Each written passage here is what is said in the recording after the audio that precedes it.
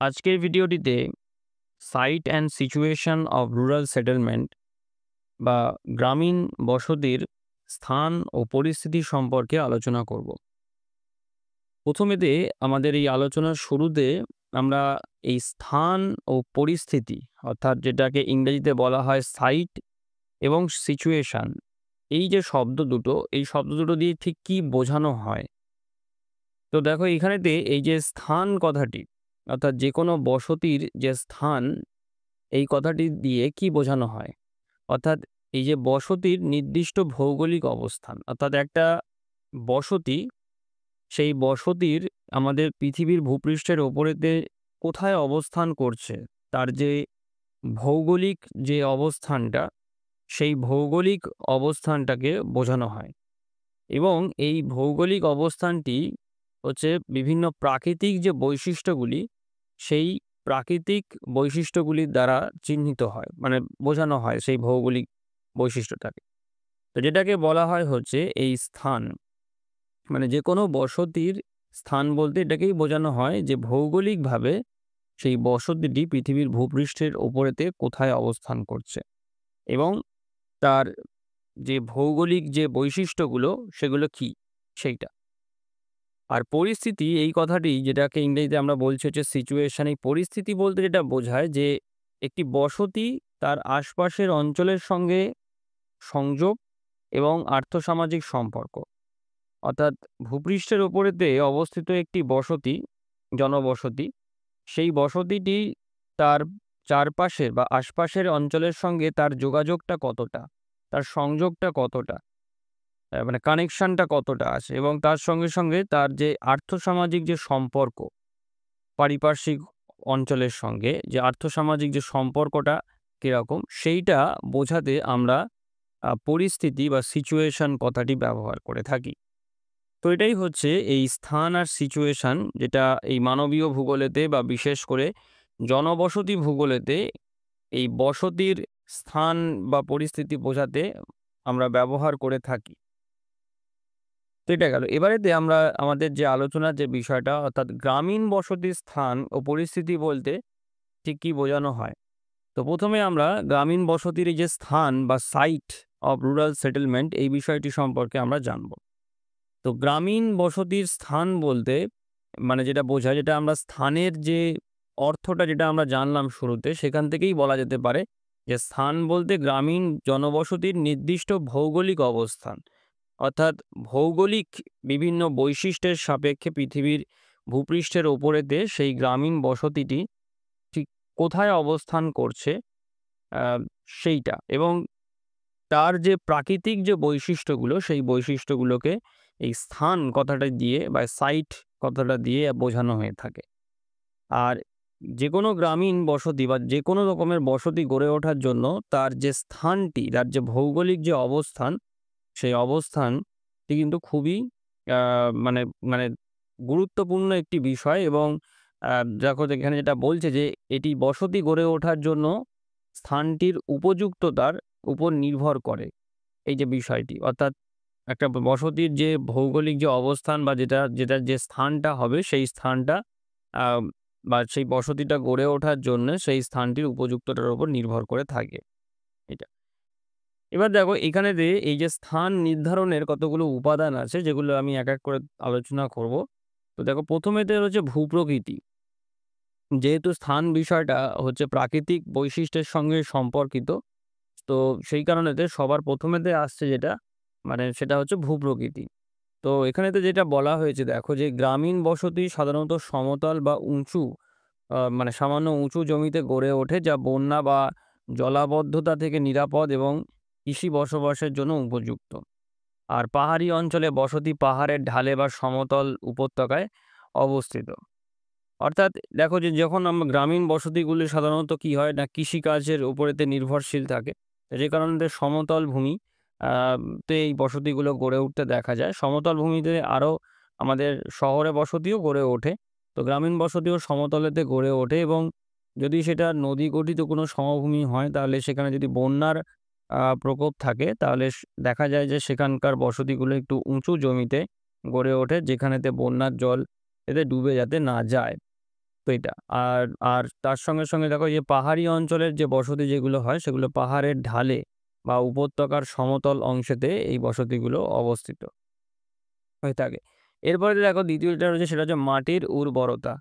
তো উর্বর মাটি কৃষির জন্য অপরিহার্য, তাই গ্রামীণ বসতি প্রায়শই উর্বর জমির কাছাকাছি গড়ে ওঠে। যেহেতু গ্রামীণ মানুষেরা কৃষিকাজের উপরেতে নির্ভরশীল, তো সেই জন্যে গ্রামীণ বসতিগুলো সেই সমস্ত জায়গাতেই গড়ে উঠতে দেখা যায় যেখানেতে কৃষিকাজের জন্যে মাটি খুব উর্বর হয়, চাষবাস খুব ভালো হয়। তো সেই জন্যে উর্বর মাটিকে কেন্দ্র করে এই গ্রামীণ বসতি গড়ে উঠতে দেখা যায়। তারপর জলের উপলব্ধতা অর্থাৎ ওয়াটার অ্যাভেইলেবিলিটি অর্থাৎ পানীয় জল, সেচের জন্যে জল এবং মাছ চাষের জন্যে জল যেটা হয় জন্য নদী, খাল, হ্রদ বা ভূগর্ভস্থ জলের উৎসের নিকটেতে গ্রামীণ বসতি গড়ে ওঠে। বসতি মানে জল হচ্ছে একটা অত্যন্ত গুরুত্বপূর্ণ উপাদান, যেটা না হলে তো আমাদের বেঁচে থাকাই অসম্ভব হয়ে যায়। তো যে কারণেতে এই গ্রামীণ বসতিতে চাষবাস করার জন্যে এছাড়া মাছ চাষের জন্যে এই জলটা আর পানীয় জল যেটা তো আর বলতে লাগে না। তো সেই জন্যে দেখা যায় কি যে সাধারণত এই খাল বা নদী বা হ্রদ বা মানে যেখানেতে আরকি এই জলটা ব্যবহারযোগ্য জল যেটা, সেটা যাতে ভালো জলটা হয় যেটাকে মানে পানীয় জল হিসেবেতে ব্যবহার করা যেতে পারে চাষবাস এবং মাছ চাষের জন্য যে জলটাকে ব্যবহার করা হয়। তো এরকম জলের উপলব্ধ যুক্ত জায়গাতে যেখানে জলটা খুব সহজে পাওয়া যায়, সেইখানে সমস্ত জায়গাতে বসতি গড়ে উঠতে দেখা যায়। তারপর দেখো জলবায়ু একটা অন্যতম ফ্যাক্টর মানে অন্যতম একটা উপাদান রয়েছে। সেটা হচ্ছে যে এই যে জলবায়ু গ্রামীণ বসতির স্থান নির্ধারণে গুরুত্বপূর্ণ একটা বিষয়। তার মাঝারি তাপমাত্রা এবং পর্যাপ্ত বৃষ্টিপাত কৃষি ও বসবাসের জন্য উপযুক্ত। মানে বেশি উষ্ণ জায়গাতেও মানুষ বসতি স্থাপন করতে স্বচ্ছন্দ বোধ করে না। আবার খুব ঠান্ডা জায়গাতেও মানুষ বসতি স্থাপন করতে স্বচ্ছন্দ বোধ করে না। তো মাঝারি তাপমাত্রা একটা নাতিশীতোষ্ণ মাঝারি তাপমাত্রাতে মানুষ বসতি স্থাপন করতে আ বেশি স্বচ্ছন্দ বোধ করে এবং কৃষিকাজের জন্যে যদি বৃষ্টিপাতও পর্যাপ্ত পরিমাণেতে হয়, তো সেই সমস্ত জায়গাগুলোতে বসতি স্থাপিত হয়ে যায়, গ্রামীণ বসতি বিশেষ করে। এরপরে তো দেখো যেটা রয়েছে প্রাকৃতিক বিপদ থেকে নিরাপত্তা পাওয়ার জন্যে অর্থাৎ গ্রামীণ বসতি এমন স্থানে গড়ে ওঠে যেখানেতে বন্যা, ভূমিকম্প বা ঝড়ের ঝুঁকি কম থাকে এই সমস্ত জায়গাতে। আর উপকরণের উপলব্ধতা অর্থাৎ বাড়ি নির্মাণের জন্যে স্থানীয় যে উপকরণ যেমন কাদা, বাঁশ, কাঠ বা ঘাসের উপলব্ধতা স্থান নির্ধারণেতে প্রভাব ফেলে। অর্থাৎ গ্রামীণ জনবসতি গড়ে ওঠার ক্ষেত্রে মানে গ্রামের বাড়ি যেগুলোতে তৈরি হয় সাধারণত মাটির হয়ে থাকে, হ্যাঁ? বা বাঁশ দিয়ে তৈরি করে। তো এই ধরনের যে সমস্ত জিনিসগুলো মানে গৃহ নির্মাণ করার জন্য এই যে সমস্ত জিনিস যেখানেতে সহজে পাওয়া যায় সেই সমস্ত জায়গাতে জনবসতি গড়ে ওঠে। তো এই উপাদানগুলো যেগুলো আছে এই উপাদানগুলো হচ্ছে গ্রামীণ জনবসতির স্থান নির্ধারণেতে অ্যা গুরুত্বপূর্ণ ভূমিকা নিয়ে থাকে। এরপরে তো দেখো আমাদের যে ২য় যে বিষয়টি রয়েছে সেটা হচ্ছে যে গ্রামীণ বসতির যে পরিস্থিতি অর্থাৎ সিচুয়েশন, তো সেই সম্পর্কে একটু বলি। তো দেখো যে গ্রামীণ বসতির পরিস্থিতি বা সিচুয়েশনটা হচ্ছে যে ওই যে পরিস্থিতি বলতে বসতির আশপাশের সঙ্গে এর অর্থনৈতিক, সামাজিক এবং আম যোগাযোগগত যে সম্পর্ক সেটা বোঝায়। অর্থাৎ একটা জনবসতি সেই তার আশপাশের অঞ্চলের সঙ্গে তার যোগাযোগটা কতটা, সম্পর্কটা কিরকম, বিশেষ করে অর্থনৈতিক, সামাজিক, সাংস্কৃতিকগত এবং যোগাযোগগত এই সম্পর্কগুলো কেমন সেটাকেই বোঝানোর জন্যে পরিস্থিতি আ ক কথাটাকে বোঝানো মানে পরিস্থিতি শব্দটি ব্যবহার করে এটা বোঝানো হয়ে থাকে। হ্যাঁ, আর এটি বসতির বাইরের পরিস্থিতি এবং এর সঙ্গে সংযোগের উপর নির্ভর করে। মানে এটা আরেকটা বসতির সঙ্গে মানে একটা জনবসতির সঙ্গে আরেকটা জনবসতির যে সম্পর্কটা, সেই সম্পর্কটাই হচ্ছে এই বসতির যে পরিস্থিতির যে বিষয়টা সেটাকে নির্ধারণ করে থাকে। আর এই পরিস্থিতির বিভিন্ন উপাদান আছে, সেই উপাদানগুলি আমরা এবার এক করে একটু আলোচনা করব।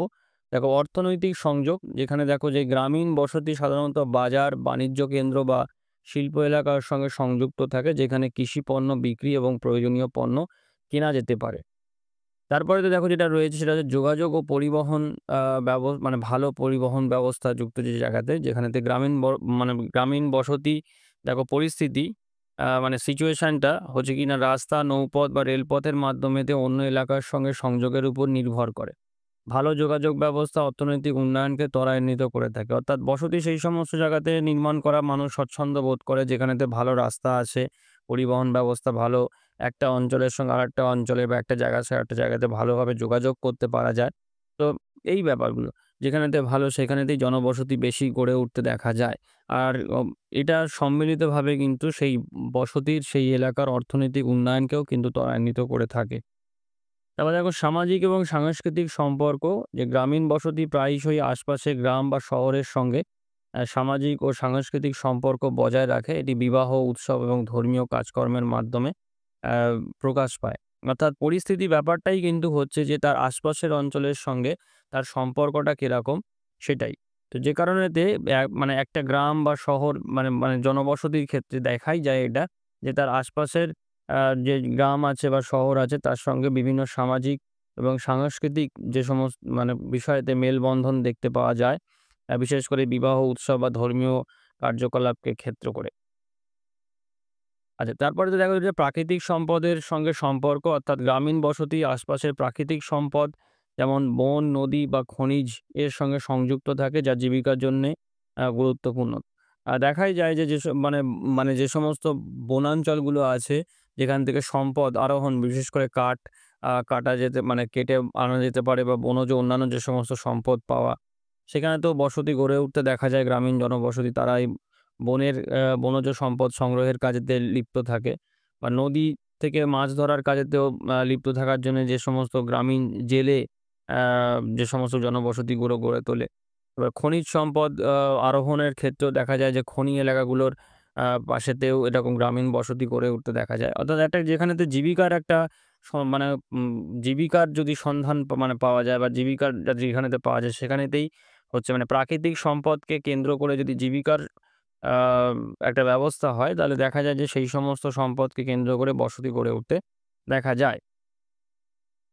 আরেকটা হচ্ছে দেখো যে অর্থনৈতিক ও প্রশাসনিক কেন্দ্রের নৈকট্য, যে গ্রামীণ বসতি প্রায়শই প্রশাসনিক কেন্দ্র যেমন জেলা সদর দপ্তর বা বাণিজ্য কেন্দ্রের কাছাকাছি গড়ে ওঠে, যা সেবা ও বাজারের সুগমতাকে লক্ষ্য মানে সহজ করে থাকে। তো যেহেতু অর্থনৈতিক লেনদেন করতে হয় গ্রামীণ বা জনবসতিগুলো থেকে, যে সমস্ত সম্পদগুলো উৎপাদিত হয় সেগুলোকে বিক্রি করার জন্যে কোনো বাণিজ্যিক কেন্দ্রের কাছাকাছি বা প্রশাসনিক কেন্দ্রের কাছাকাছি কিন্তু এই সমস্ত বসতিগুলো গড়ে উঠতে দেখা যায়। এরপরে দেখো যে এই যে গুরুত্ব, স্থান এবং পরিস্থিতির গুরুত্ব, অর্থাৎ যেকোনো বসতির ক্ষেত্রে এই স্থান এবং পরিস্থিতির গুরুত্বটা কি? তো আমরা এখানেতে গ্রামীণ বসতিকেই নিয়েই আলোচনা করব। কিন্তু এটা সমস্ত রকমের বসতির ক্ষেত্রেই এটা প্রযোজ্য। অর্থাৎ স্থান এবং পরিস্থিতির গুরুত্বটা কোথায়?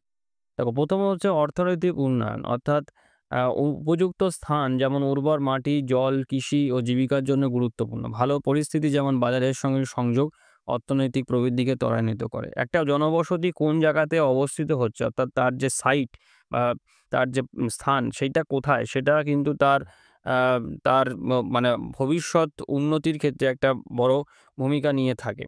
আর আর তার সঙ্গে যদি তার আশপাশের অঞ্চলগুলোর সঙ্গে তার যদি সংযোগটা খুব ভালো হয়, বিশেষ করে কোনো বাজার এলাকার সঙ্গে বা কোনো অর্থনৈতিক কেন্দ্রের মানে শিল্প কেন্দ্রের সঙ্গে যদি সেই যোগাযোগটা ভালো হয়, তাহলে মানে তার পরিস্থিতিটা যদি ভালো তৈরি হয়, যে সে একটা পরিস্থিতিগত দিক থেকে খুব ভালো জায়গায় সেই জনবসতিটি অবস্থিত, তাহলে সেই জনবসতি অর্থনৈতিক প্রবৃদ্ধিকে ত্বরান্বিত করে। তো যেদিক থেকে দেখতে গেলে কিন্তু এই স্থান, অর্থাৎ ভৌগোলিকভাবে জনবসতি কোথায়, যদি কোনো দুর্গম পার্বত্য অঞ্চলেতে অবস্থান করে, তাহলে দেখা যেতেই পারে যে সেখানেতে যাতায়াত একটা বড় সমস্যা। সেই সমস্ত জায়গাতে যোগাযোগ ব্যবস্থা ভালো না হওয়ার কারণেতে তার যে আশপাশের অঞ্চল থেকে তার যে মানে সম্পর্কটা সেটাও কিন্তু অনেকটা বিচ্ছিন্ন হতে থাকে। কিন্তু যদি এর উল্টোটা যদি হয়, যে দেখা যাচ্ছে যে তার আ এমন একটা জায়গাতে সমতল ভূমিতে উর্বর মাটিতে সে অবস্থান করছে সেই বসতিটি, যেখানেতে চাষাবাদ ভালো হচ্ছে এবং সমতলেতে অবস্থিত হওয়ার কারণেতে আশপাশের বিভিন্ন শহর অঞ্চল বা বাণিজ্যিক কেন্দ্রগুলোর সঙ্গে সেই জনবসতির যোগাযোগটা খুব ভালো, পরিস্থিতিটা তার খুব ভালো, তখন তার অর্থনৈতিক উন্নয়ন ঘটতে থাকে। তো অবশ্যই নিঃসন্দেহে স্থান এবং পরিস্থিতি যেকোনো বসতির অর্থনৈতিক উন্নয়নেতে, অর্থনৈতিক শ্রীবৃদ্ধিতে একটা বড় ভূমিকা নিয়ে থাকে। এবার দেখো সামাজিক স্থিতিশীলতা, অর্থাৎ শক্তিশালী সামাজিক এবং সাংস্কৃতিক সম্পদ সংযোগ গ্রামীণ বসতির মানে গ্রামীণ সম্প্রদায়ের ঐক্য বজায় রাখে। অর্থাৎ আ আশপাশের অঞ্চলের সঙ্গে যদি তোমার সম্পর্ক ভালো থাকে, তাহলে সেটা তো মানে তোমার ক্ষেত্রেই কিন্তু একটা সেই ঐক্যবদ্ধভাবে ব্যাপারটা হয়। দেখো, এটা একটা সোজা উদাহরণ দিয়ে তোমাদের বোঝানোর চেষ্টা করছি আমি।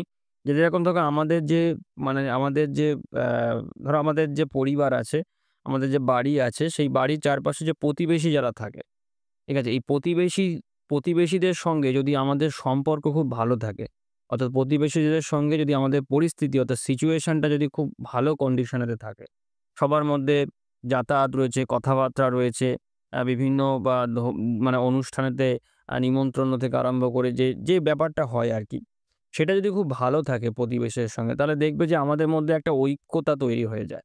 অর্থাৎ বিপদে আপদে দেখা যায় যে একে অপরের সাহায্য করার জন্যে চলে আসে। তো এই ব্যাপারটা কিন্তু একটা বসতির ক্ষেত্রেও ঠিক তাই। একটা বসতি যদি তার আশপাশের অঞ্চলগুলোর সঙ্গে যদি তার সম্পর্ক ভালো থাকে, তার পরিস্থিতিটা যদি ভালো থাকে, তাহলে দেখা যায় যে সেটা আল্টিমেটলি সেই গ্রামীণ বসতির বা সেই গ্রামীণ সম্প্রদায়ের ঐক্যটাকে আরো দৃঢ় করে, সুদৃঢ় করে। তো সেই জন্যেই এই শক্তিশালী সামাজিক এবং সাংস্কৃতিক সংযোগ থাকাটা গ্রামীণ জনবসতির পরিস্থিতির ক্ষেত্রে একটা খুব গুরুত্বপূর্ণ বিষয়। এরপরে পরিবেশ সংরক্ষণ, স্থান নির্বাচনে প্রাকৃতিক সম্পদের সঠিক ব্যবহার এবং স্থিতিশীল পরিবেশ নিশ্চিত করা অত্যন্ত জরুরি। পরিবেশের ব্যাপারটা এখন কিন্তু খুব গুরুত্বপূর্ণ একটা বিষয় এসে দাঁড়িয়েছে। অর্থাৎ বসতি নির্বাচন করার ক্ষেত্রে মানে যখন আমরা বসতির স্থান নির্বাচন যখন করব যে কোন জায়গায় বসতিটা স্থাপন করা হবে, তো সেক্ষেত্রে প্রাকৃতিক সম্পদকে যাতে সঠিকভাবে ব্যবহার করতে পারা যায় এবং সেটা অবশ্যই পরিবেশের মানে একটা স্থিতিশীলতা বজায় রেখে, তো সেইটাও কিন্তু মানে জরুরি। সেটাও কিন্তু খেয়াল রাখতে হবে। পরিবেশ সংরক্ষণের ব্যাপারটাও কিন্তু খেয়াল রাখাটা অত্যন্ত জরুরি। তারপরে দেখো যেটা রয়েছে সেটা হচ্ছে প্রাকৃতিক বিপদের ঝুঁকির হ্রাস। অর্থাৎ সঠিক স্থান নির্বাচন যেমন বন্যামুক্ত জমি এবং পরিস্থিতির সঙ্গে সংযোগ যেমন আশ্রয়কেন্দ্র, বাজার প্রাকৃতিক বিপদের ঝুঁকি কমায়। অর্থাৎ যখন আমরা আ মানে বসতি নির্বাচন করব বা বসতির স্থান নির্বাচন করব তখন এগুলোকেও কিন্তু দেখা হয়ে থাকে। অর্থাৎ এমন কোনো জায়গা আমরা থাকার জন্য নির্বাচন করব না যেখানেতে প্রাকৃতিক বিপদের ঝুঁকিটা বেশি। আর সেইজন্যে এই যে প্রাকৃতিক বিপদের ঝুঁকিটাও হ্রাস মানে সঠিক স্থান নির্বাচন করাটাও কিন্তু খুব অত্যন্ত গুরুত্বপূর্ণ, যেটা প্রাকৃতিক বিপদের ঝুঁকিকে কমায় এবং তার সঙ্গে সঠিক পরিস্থিতি যদি তৈরি হয় তাহলে কিন্তু বিপদের ঝুঁকিও অনেকটা কমে যায়। তো আজকের ভিডিওটি আমি এখানেতেই শেষ করলাম। তোমরা সবাই ভালো থেকো। Thank you.